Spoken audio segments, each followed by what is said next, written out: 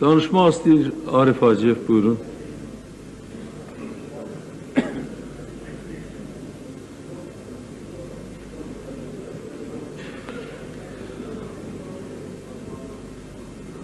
Hörmətli xanımlar, toymayım, xahiş edirəm, əyləşin. Hörmətli xanımlar, hörmətli bəylər, hörmətli millət vəkilləri, son bir neçə gün mən işə çıxmamışam və Milli Məclisin sesiyasına da gəlməmişdim. Özüm üçün belə qərar qəbul etmişəm ki, bizim siyasi xəttimiz məğlubiyyətə uğrayıb və özüm üçün belə qərar qəbul etmişəm ki, müəyyən dövr üçün siyasi arenadan çəkilim. Yəni, həm vəzifədən çəkilim, həm siyasi arenadan. Xahiş edirəm, Yasif Nəsirli yerindən danışmasını hörmətlisədir. Mən sözümü axıra kimi demək istəyirəm. Ola bilsin ki, rica edirəm, mane olmuyor. Siyasi tribunada mane olmuyor, axıra sözümdür. Yasif bəy, mən sizdən çox xahiş edirəm. Amma mən otururam evdə, bu sesiyaya baxırdım və məni narahat eləyən və bu gecə vaxtı bura gəlməyə vadar eləyən əsas səbəblərdən biri oldu ki, burada nivejəstva baş verir. Etibar bəy, sizin tərcüməçiləriniz isə tərcümə eləyərlər. Mən Rauf İsmailovun düzdür, çıxışının bəzi tezislərindən razı olmasam da, bəli, nadanlıq deməkdir. Orada əsas məni diqqətimi Rauf İsmailovun çıxışında cəlb eləyən əsas amillərdən biri oldu ki, o nümunə göstərdi Amerikanı, nə bilim, hətta erməniləri ki, onlar siyasi liderlərə, şəxsiyyətlərə necə münasibət bəsləyirlər və siyasi liderlərin, siyasi şəxsiyyətlərin bir-birinə qarşı olan münasibətləri necədir? Mən başa düşürəm, ayın 4-də Gəncədə çox ciddi səhv buraxılıb. Bu səhv günaha, bəlkə də cinayətə bərabər bir səhvdir. Görkə gəlib, bugünkü vəziyyətə gəlib çatıb və mən mayın 5-də, iyunun 5-də üzr istəyirəm, Geranboy rayonunda mən açığı Rəhim bəyin dediyi kimi Gəncəyə gedirdim ki, dövlət rəhbərlərindən biri kimsə orada olmalıdır, amma yollar bağlı olduğu üçün mənə Gəncəyə getməyə mümkün olmadı. Mən Geranboyda hərbiçilərlə görüşdüm, orada xeyli hərbi qüvvə toplanmışdı. Mən orada elan etdim ki, bəs ciddi səhvə yol verilib, günah olunub və mən Bakıya qayıdan kimi istefa verəcəm və siyasətlə yaxın müddətə məşğul olmayacam. Dedim ki, səhv, günaha və bəlkə də cinayətə bərabər. Bunların hamısı gələcəkdə müəyyənləşdirəcək və tarix hökmən, mən 100% əminəm ki, burada oturanların hamısı bilsin, tarix hökmən əsl cinayətkarın kim olduğunu hökmən üzə çıxaracaq. Hökmən. Üzə çıxarmamağı qeyri-mümkün. Amma burada, mən başa düşürəm, Etibar bəy siyasi liderdir. Rəhim bəy siyasi hərəkatın Lefertovada yatmış və s. belə nüfuzlu şəxsiyyətlərdən biridir.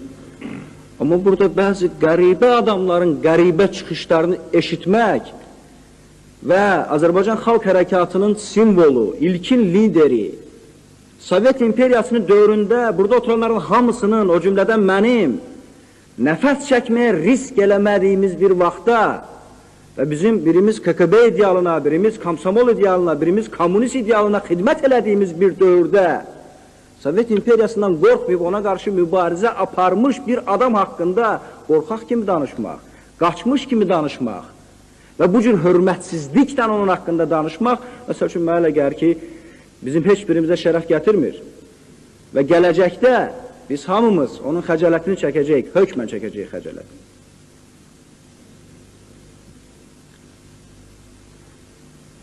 Yəni, bugün Azərbaycanın tarixində mühüm rol oynayan, Azərbaycan siyasətində mühüm rol oynayan Etibar Məmmədovun, Rəhim Qaziyevin, İsa Qəmbərovun, digər hərəkat liderlərinin, mənim, hamımızın müəllimimiz Əlifəz Elçibəy deyil, yaxşı müəllimimiz tutaq ki, səhv buraxır. Bunu tarix müəyyənləşdirəcək, o səhv buraxıb yoxsa yox. Amma biz, yəni bu qədər nənköruq ki, o cür onun üzünə ağ oluruq, o cür onu təhkir edirik burada və yaxud da özümüz təhkir eləmiriksə, başqalarının təhkir eləməsinə imkan veririk. Biz fikirləşmirik ki, sabah həmin talih bizim hamımızı gözləyir, hər birimizi ki kimsə, məsələn, mən yenə deyirəm, burada söhbət getdi, İbrahim o günahlandırdılar ki, mən televizorda baxırdım. Bura gəlmək fikrim yox idi. Günahlandırdılar ki, şu Ağdamın yolunu tanımırsan, sərhəd bölgəsində olmamışsın. Məni günahlandıra bilməzsiniz. Olmuşam da. Papravətdə bir yerdə olmuşuq da. Bəli. Mənim bir 30-40 nəfər qohumum, əqrabam, dost tanışım da sənin kəndini qoruyur da. Səhv eləmirəm ki. Yəni, mənə o iradı tövməzsən. Bəli. Mən top tüfəngin səsinə də bələdəm. Ağdamda vəziyyət pis olub, Ağdamda olmuşam. Füzulidə vəziyyət pis olub, Füzulidə olmuşam. Ağdərədə vəziyyət pis olub, Ağdərədə olmuşam. Yəni, mənim səlahiyyətimə aid deyil, silahlı qüvvələr mənə də tabi deyil. Biz torpaqdan ötürü eləmişik Yasəf Nəsirli. Mən məsələdən uzaqlaşmıram. Mən üzr istəyirəm, məsələdən uzaqlaşmıram. Xahiş edirəm, qulaq asın mənim sözümə. Mən dedim ki, bəlkə mənim axırıncı çıxışımdır. Xahiş edirəm, qulaq asın. Yəni, bu iradı mənə tutmaq olmaz. Mən sizə deyirəm, bugün real vəziyyət belədir ki, ən real qüvvə, arxasında silahlı qüvvə dayanan, Bakını mühasirədə saxlayan, hamıda vahimə yaradan, Azərbaycanın 20-yə yaxın rayonunda hakimiyyət döyülməsinə nail ola bacaran Sürət Hüseynovdur. Cənab Polkovnik, biz oyuna şəxsən tanışıq, cəsarətli olan. Real qüvvələrdən biri və birincisi Əbülfəz Elçi bəydir. Biz burada ürəyimizdə hamımız fikirləşirik nəsə barədə. Hər birimiz ürəyimizdə nəsə fikirləşirik. Bizim ürəyimizdə, bizim içimizdə Kəmal müəllim bir həqiqət var, o həqiqətin toxumu bax bizim buramızdadır. Hamımız onu hiss edirik, burada oturanlar hamısı. Bizə qulaq asan xalqın hamısı həqiqəti bilir. Bilir həqiqətdən ibarətdir. Amma real qüvvədir, hesablaşmalıyıq. Kəmal müəllim, mən pis mənada demədim, yəni sizin vicdanlı adam kimi tanıdığım üçün, yəni sizə müraciət edirəm, üzr istəyirəm. Hamımız həqiqəti bilirik, amma real qüvvədir. Və real qüvvə ilə biz hesablaşmağa məcburuq. Amma biz yaddan çıxarırıq ki, Azərbaycan Xalq Hərəkatının banisi, yaradıcısı və Azərbaycan tarixində bizim hamımızın müəllimi kimi daxil olacaq Əbülfəz Elçi bəy də real qüvvədir. Və bugün biz, bugün onun silahlı qüvvə yeritmək istəməməsindən, qan tökmək istəməməsindən nəzərə alaraq onun silahlı qarşı durmada zəifliyini mən bir daha təkrar edirəm. Əbülfəz bəy silahlı qarşı durmada zəifdir. Amma Azərbaycan həmişə silahla idarə olunmayacaq. Azərbaycanın həmişə silahla idarə olunması qeyri-mümkündür. Və siyasi qüvvələrin nisbəti məsələsi müzakirə olunanda və siyasi mübarizə üzə çıxanda Əbülfəz bəy bizim hamımızdan qabağa keçəcək. Hamımızdan. Hətta biz ona müxalifət olsaq da belə. Gərək bu qüvvəni biz nəzərdən çıxartmayaq. Ona görə mənim təklifim ondan ibarətdir. Mənim xahişim ondan ibarətdir. Mənim müraciətim ondan ibarətdir. Azərbaycan Xalq Hərəkatının banisini təhkir eləməyin. Onun haqqında hörmətsiz danışmayın. Danışmayın hörmətsiz. O istifa da verə bilər, intihar da eləyə bilər, hakimiyyətdən də gedə bilər, respublikadan çıxa bilər, amma Azərbaycan Xalq Hərəkatının simvoludur, lideridir. Hamımızın müəllimimizdir. Və bugün kim onun yerinə hakimiyyətə gələcəksə, mən bir daha təkrar edirəm, kim gələcəksə də onun yerinə hakimiyyətə, mən inanmıram ki, o köhnə qüvvələrdən olar. Geç-tez yenə də həmin xəttin, həmin hərəkatın nümayəndələri gələcəklər hakimiyyətə. Azərbaycan hakimiyyətini onlar təmsil edəcəklər. Onun şagirdləri. İndi prezidentin Milli Məclis yolu ilə istifası mexanizmi yoxdur. Yəni, hüquqi cəhətdə bu mümkün deyil. Mənəvi cəhətdə bu mümkün ola bilər və Əbülfəz bəy elə addım da ata bilər, o özü istifa verə bilər və çıxıb gedə bilər. Onun belə addım atmağa qətiyyəti, cəsarət çatar. Amma söhbət ondan gedir ki, biz problemi həll eləmək istəyirik. Problemi həll etməyin yolu deyil. Çünki mən bir daha sizə təkrar edirəm. Azərbaycan bu zalda təmsil olunmur. Bu zal Azərbaycanı təmsil eləmir. Ramiz Fətəliyev özü bu çıxışında dedi, mən qulaq asdım ki, təzədən seçilsək, düzgün seçkinlə seçilsək filan, bu başqa məsələ. Amma biz Azərbaycanı təmsil eləmirik. Azərbaycanda qüvvələr nisbəti bu zalda olan qüvvələr nisbətindən fərqlidir. Və burada oturanların hamısı gərək bunu nəzərə ala və bunu bilə. Dünən universitetin qabağında çox böyük miting olub, Əlfəz Elçibəyin müdafiəsinə. Bugün Azərbaycan Xalq Cəbhəsinin binası qarşısında minlərlə adamı iştirak elədiyi miting olub, Əlfəz Elçibəyin. Bunlar insandır, bunlar vətəndaşdır.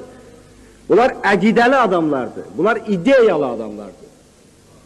Və Azərbaycanda iki ideyalı qüvvə var bu dəqiqə əsas. Bir o hərəkatın iştirakçıları olan filan, elə müxalifət, iqtidar qarışıq, ideyalı adamlardan söhbət edir. Bir də Sürət Hüseynovun ətrafında ideyalı adamlar var. O ideya ilə bu ideyanın arasında müəyyən fərqlər var.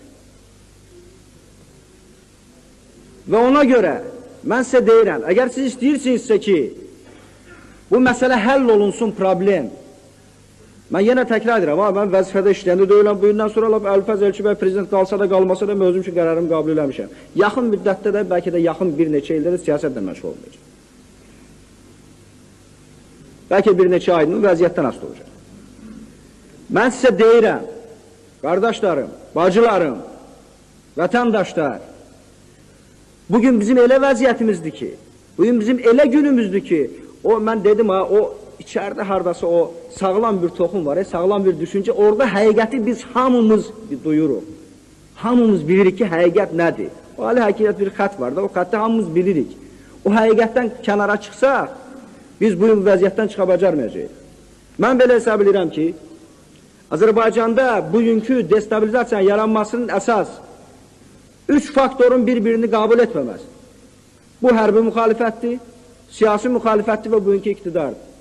İqtidarda tarix boyu, yəni Əlfəz Elçibəyin bütün hakimiyyəti dövründə bugün Əlfəz Elçibəyin istifasını tələb edən adamlar daim deyirdilər ki, Əlfəz Elçibəy ləyaqətli bir rəhbərdir, bacarıqlı bir şəxsiyyətdir, görkəmli bir siyasi xadimdir. Onun ətrafında olanlar onun işləməyinə mane olur.